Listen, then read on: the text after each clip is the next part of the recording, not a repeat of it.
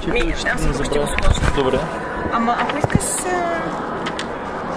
Аз съм най-доброто качество с мила, предвид и може би в дизайна. Най-доброто ми качество ми е с... Аз съм много креативен, в смисъл много идеен, мога да бълна голямо количество различни концепти, от които после имам също доброто качество да визуализирам нещата, което рисувам от едно време, още от дете. И после, след като се научих да рисувам с компютър, нали, визуализацията, и стигнах до много добро ниво, според мен, нали. Правя добри фотореалистични визуализации, имам добри идеи.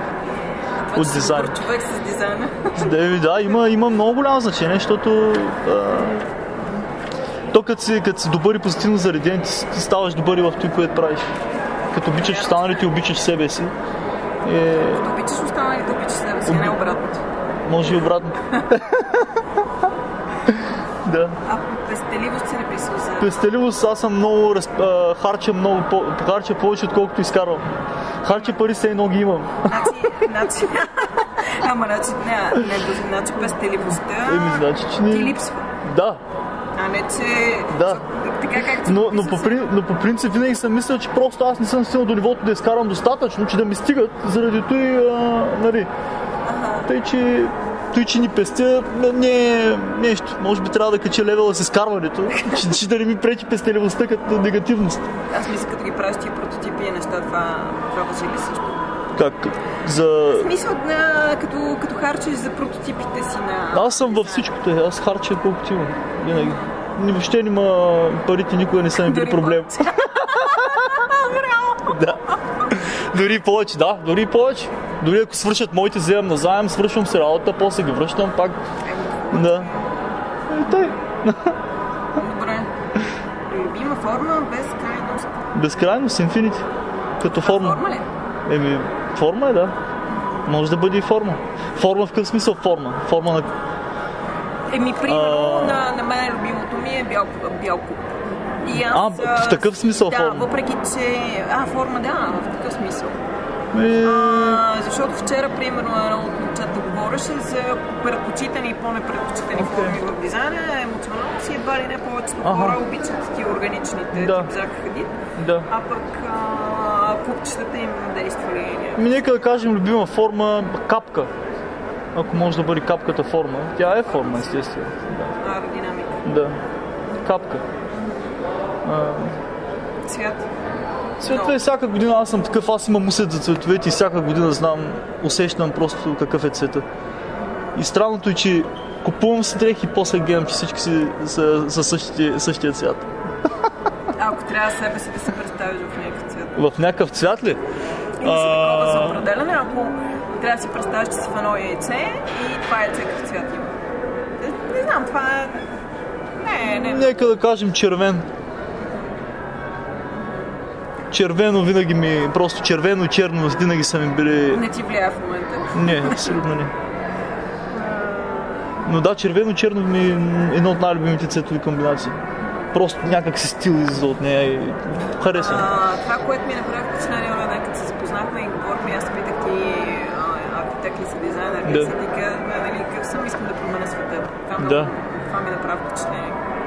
Верно, че звучи някакво едва ли не като клише. Няма значение, аз харесвам клишета. Ами те си, не да знам, аз съм с такъв заряд. Аз съм с... Какво ще да промениш света? Как си ми написал войните? Искам да има световен мир, искам всички хората по-скоро всички да живеем заедно, без да има разлика между религии, без да има разлика между етнос и всички да спомагаме и да се развиваме. И вече... Какво може да направи тази посока? Всичко. Ако използваме дизайна в правилната посока, ние може да живеем абсолютно без да имаме нужда от пари като цяло. И да живеем ако си гледала на Джак Фреско, ако си запозната с Джак Фреско, Future by Design, само провери, той е... Моля? Филм е. Той е такъв индустриален дизайнер, обаче и такъв society scientist. Нали? И той... Фреско, какво беше по-тъй? Джак Фреско, Venus Project. Също. Venus Project. Той точно за това говори, че ние имаме технологията, но поради факта, че не управляват политици, а не дизайнери, заради това сме в това положение. защото управляват хора, които абсолютно нямат желание хората да бъдат свободни. Те не управляват единствено за да сме техни роби, за да сме роби на 1% от хората. А той когато другите са зле, той ти си зле, но те не го осъзнават, защото са просто повърхностни. Поне той си мисля аз. И дизайна може да помогне много. Ако всичко е безплатно, имаме безплатна енергия, храната си расте, нали, всичко може да е безплатно, горивото може да бъде безплатно, за какво са ни пари като цяло? Вярно, че не може да разменяме, примерно, картофи за стол или нещо, но не можем в днешно време, но пък защо трябва да разменяме? Всичко, имаме технологията да отидеш да, примерно, искам тези очила и някой пък иска да направи тези очила. И той ги прави и ги оставя в society. Да речем, имаме някакъв неограничен... И хората по-скоро се занимават с креативни неща. С пеене, с балет, събират се заедно, медитират, плуват, нали... Не конкретно ходиш на работа, но не за да работиш, а просто защото да дадеш нещо принос към society-то. Кой ще иска да ми е туалет? Не може, те туалетните могат ги да правим да се мият. И както виждаш, че миеш, туалетни не работят добре, хващаш рак. А едно време туалетните те няма смисъл да се мият, той е дупка в земята. Просто трябва да се направи един по-добър дизайн. Да. Значи ти ми говориш на въпрос как дизайна може да... Какъв е смисъл на дизайна? С нанотехнологиите няма смисъл да ги мими. Аз имам дънки, които нищо не мога да ги отцапа. Те са покрити със специален код, нанокод, Levi's, не други. И нищо не може да ги... С вода, с течно, с нищо, това просто капката стои отгоре. И той така гледаш, зяпаш и дори да ги, примерно с колко бях писал. И после се измива, с спирт ги измивам и пада направо. Има ли Бог в продуктовия дизайн? В смисъл Бог като някой, който ми харесва много или... Като двусмислен е въпрос. Как? Двусмислен. Значи като единия вариант е някой, който според тебе... Според мен е любимия ми. Аз имам мене всички са ми любими. По принцип... Бог е някакъв, който най-много ми хареса. Някакъв такъв, окей. В дизайна, те са няколко, нали, ще спомена от миналия век, нали, и той жив де, Джак Фреско е жив. Джак Фреско, Бъкминстър Фюлер, който е абсолютен гений. От по-модерните, Рон Арат, Заха Хадид. Аз имах удоволствието да се опитам да карам стаж при Рон и писах им имейли, никой не ми отговаряше.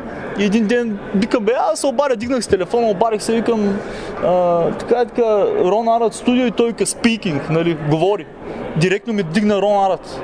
Пък той е много голям, нали. И аз му обясних, че искам да карам стаж и че нали, и той вика, няма проблеми, изпрати се работа, нали, на дизайн директора ми. Господин Хърст, и му изпратих и те ме поканиха в студиото. И ходих, отдели ми цял след обяд, показва ми някои от ранните му творби. Рон го нямаше, той беше мисля, че в Милано на някаква изложба. Ти с него не си се запознал? Не, обаче говорих по телефона, и което беше, нали, до някъде... този ти стаж колко време беше? Не, аз не го карах, защото той ми предложи, каза, няма нужда да караш стаж, защото вика, че стоиш по цял ден, вика, на компютъра и ще правиш нещо, което вече можеш да го правиш. И той ми препоръча да отида в различни студия, да разгледам какъв е начинът на работа.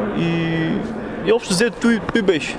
И аз направих стаж в ресърч, работих в университет, в моя университет, правихме най-бързото такъв human powered vehicle, нали, като колело, обаче в аеродинамичен кълъв. И трябваше, нали, от ресърча трябваше да достигне 137 км, само за движение от човешка сила. Но в крайна сметка стажа ми свърши, университета ни плати не можахме да осигурим 46 000 паунда да направим цялото състезание, което е в Невада, нали. Но беше невероятно, научих много работи, особено за аеродинамиката и за как да използвам един софтуер, който правят на него Формула 1 автомобили, ANSYS.